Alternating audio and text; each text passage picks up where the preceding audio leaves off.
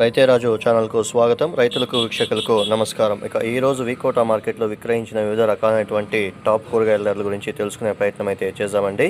White beans kilo 33 రూపాయలు, pencil beans kilo 35 రూపాయలు, belt చిక్కుడ kilo 15 రూపాయలు, సన్న చిక్కుడ కిలో 20 రూపాయల దాకా పలకడం అయితే జరిగింది.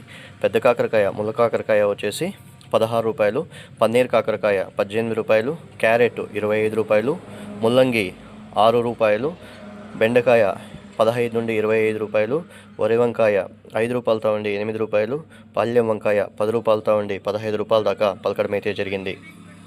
ఉజాల వంకాయ 8 రూపాయలు, సొరకాయ కిలో 5 రూపాయల దాకా పలకడం అయితే జరిగింది.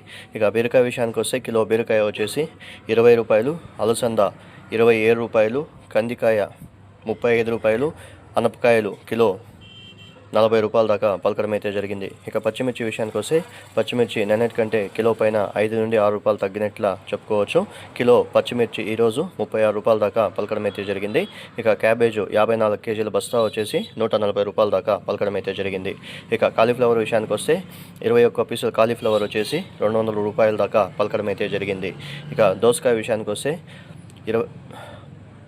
వాటర్ క్యాన్ సంచి బ్యాగు మనకు 300 రూపాయల దాకా పలకడం అయితే జరిగింది.